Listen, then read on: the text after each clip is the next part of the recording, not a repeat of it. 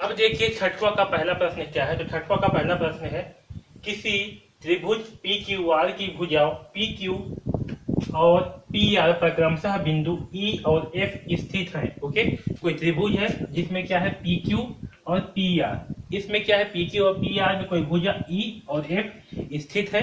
Okay, निम्नलिखित में से प्रत्येक स्थिति के लिए बताइए कि क्या ई एफ समांतर होगा क्यू आर का। और यहाँ पर जो है हमें तीन स्थितियां दी गई है। ये पहला स्थिति है, इसके बाद मैं दूसरा स्थिति को लिखूंगा। ओके, तो हमें इस प्रकार से तीन स्थितियां दी गई है और हमें जो है प्रत्येक स्थिति के लिए बताना है कि क्या ई एफ जो है, ये जो आपका ई एफ है, ये समांतर होगा क्यू आर का। ओके, तो देखिए पहली स्थिति क्या है। पहला स्थिति है पीई बराबर 3.9, इस पीई का मान दिया है 3.9 और ई क्यू का मान दिया है 3, पी एफ का मान दिया है 3.6 और एफ आर का मान दिया है 2.4 सेंटीमीटर। ओके, तो हमें जो है ये बताना है कि क्या ई एफ समांतर होगा क्यू आर का। ठीक है, आया समझ में। तो चलिए इस पहला प्रश्न को हल करते हैं। तो देखिए इसे हल करते हैं तो क्या होगा, त्रिभुज के अनुपातिक नियम से क्या होता है कि जब कोई रेखा किसी भुजा के समांतर खींची गई है, ओके, तो वह रेखा दो भुजाओं को क्या करती है, समद्विभाजित करती है। ओके, तो चलिए देखते हैं, हम पता लगाते हैं कि क्या ई एफ जो है समांतर है क्यू आर का या नहीं। उसके लिए क्या करेंगे, हम इसका जो है इसे जो है अनुपातिक रूप में लिखेंगे।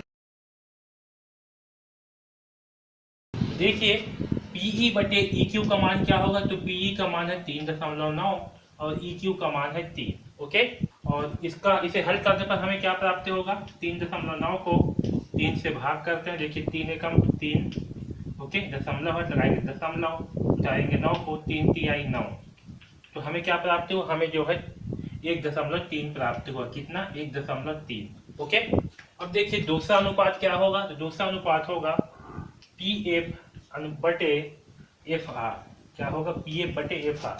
देखिए पी एफ का मान कितना है 3.6 और एफ आर का मान कितना है 2.4। ओके, इसे भी जो है इसे सिंप्लीफाई करते हैं तो देखिए यहाँ पर क्या है, एक एक अंक के बाद में क्या है दशमलव है, तो दोनों संख्याओं में क्या होंगे, दशमलव जो है कट जाएंगे क्योंकि एक एक अंक के बाद में दशमलव है इसलिए। ओके, तो ये हो जाएगा 36/24। ओके, अब इसे हम सिंप्लीफाई करते हैं तो मैं क्या करूंगा, अंश और दोनों को मैं 6 से सिंप्लीफाई कर रहा हूँ, 6 से भाग करूंगा। ओके, तो देखिए 6 छका 36 और 6 चौके होगा 24। अब भी जो है इसे 2 से भाग कर सकते हैं।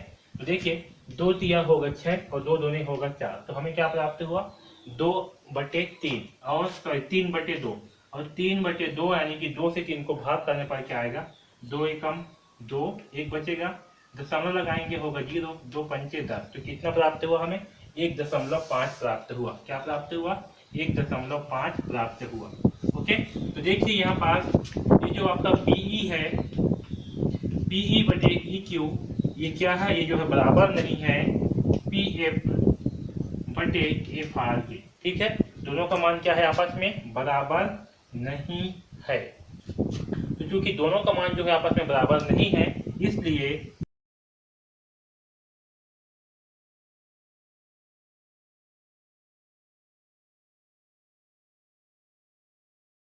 ठीक है, तो देखिए आधार, क्योंकि ई पीई बटे ई क्यू बराबर नहीं है पी एफ बटे एफ आर के, इसलिए आधारभूत समानुपातिक प्रमेय का जो विलोम वाला प्रमेय है उससे क्या होगा, ई एफ जो है ये समांतर नहीं होगा क्यू आर के। ठीक है, आया समझ में। तो जो पहला मान दिया है इसके हिसाब से क्या होगा, ई एफ जो है वो समांतर नहीं होगा किसके, क्यू आर के। ठीक है, अब चलिए दूसरा मान को हल करते हैं। अब देखिए दूसरा प्रश्न में क्या है, तो दूसरा में जो है हमें पीई का मान, ये पीई का मान दिया है 4, ई क्यू का मान दिया है 4.5, पी एफ का मान दिया है 8 और एफ आर का मान दिया है 9। ओके, अब इसे जो है हल करके हमें ये पता लगाना है कि क्या ई एफ यानी कि ये वाला खुद लाइन जो है ई एफ रेखा समांतर होगा क्यू आर का या नहीं होगा। ओके, तो चलिए इसे हल करते हैं। तो देखिए यहाँ से पीई बटे ई क्यू का मान क्या होगा, 4/4.5। तो 4/4.5 को हल करने पर क्या प्राप्त होगा हमें, तो सबसे पहले इसे जो है हम भिन्न में बदल लेते हैं 4.5 को, तो क्या मिलेगा हमें, 4 बटे इस दशमलव नीचे क्या करते हैं 1 लिखते हैं और इसके आगे जितनी संख्या होती है उतना 0 लगाएंगे, तो यहाँ होगा 45/4। 10। ठीक, दशमलव के नीचे 1 लिखेंगे और उसके आगे जो संख्या होगी उसे 0 लिखेंगे। तो यहाँ क्या होगी, दशमलव के नीचे आएगा 1, इसके आगे एक संख्या है तो 10 होगी। तो होगा 45/10 हो जाएगा। यहाँ से क्या होगा, दशमलव हट जाएगा। ठीक, अब इस 10 का गुणा जो है इस 4 से होगा, तो क्या होगा 4 × 10/45। तो हमें क्या प्राप्त होगा, 4 × 10 का मान होगा 40, तो होगा 40/45। ठीक, चलिए इसे जो है अब सिंप्लीफाई कर लेते हैं। क्या है, 40/45। ओके, तो इसे जो है मैं 5 से सिंप्लीफाई कर रहा हूँ। तो देखिए, जब अंश को 5 से करेंगे भाग, यानी कि 40 को करेंगे भाग 5 में, क्या होगा 5 × 8 = 40 प्राप्त होगा।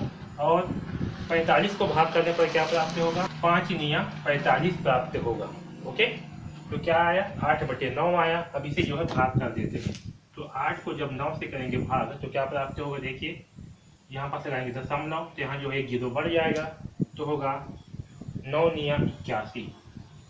ठीक है, ज़्यादा हो जाएगा, 8 × 8 = 64। तो यहाँ होगा 9 × 8 = 72। ओके, और 80 में घटाएंगे 72, तो हमें क्या प्राप्त होगा, हमें प्राप्त होगा 8, यहाँ लग जाएगा 0, और 9 × 8 होगा 72।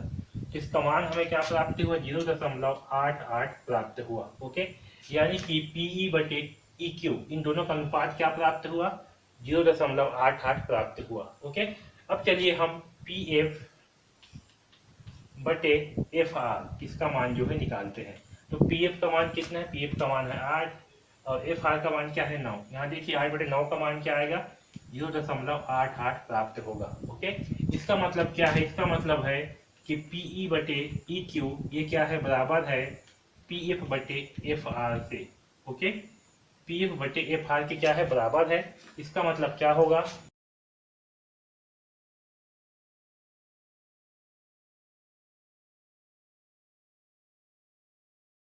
अतः आधारभूत समानुपातिक प्रमेय से क्या होगा, ये दोनों जो है आपका EF और QR दोनों क्या होंगे, आपस में समांतर होंगे, क्योंकि इन दोनों का अनुपात क्या है, आपस में बराबर है। ठीक है, अतः आधारभूत समानुपातिक प्रमेय से EF ये समांतर होगा QR का।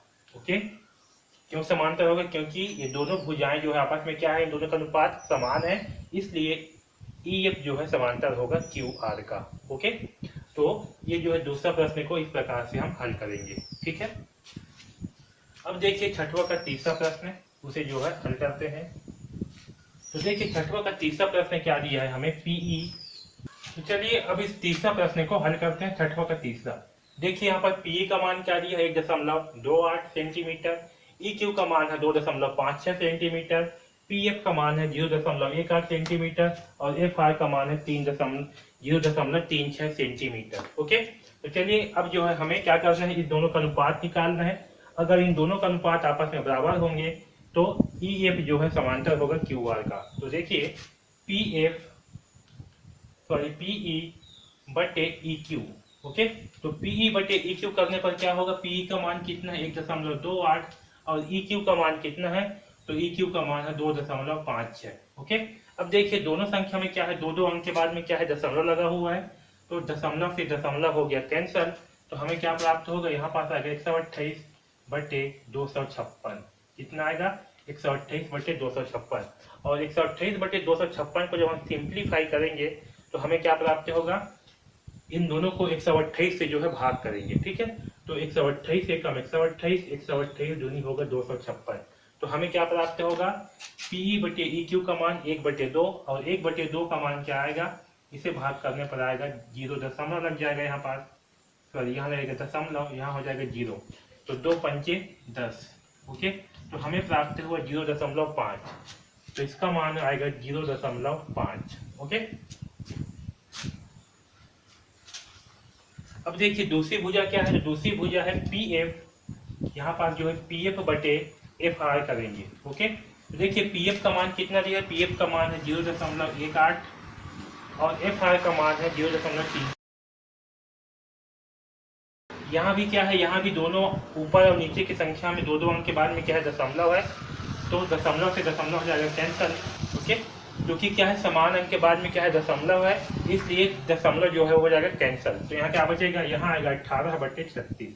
ओके, इसे भी हम सिंप्लीफाई करेंगे, ऊपर और नीचे दोनों को हम जो है 18 से भाग करेंगे। तो देखिए 18 है कम 18, 18 दूनी होता है 36। तो यहाँ पर अभी क्या प्राप्त हुआ 1/2, और 1/2 का मान क्या आएगा तो 0.5 आएगा। ठीक है, यहाँ ऊपर में भी आया है। तो देखिए यहाँ से भी क्या हुआ, PE बटे EQ ये बराबर है किसके, PF बटे FR के। ठीक है, ये दोनों क्या है आपस में बराबर है, इसलिए क्या होगा, इसलिए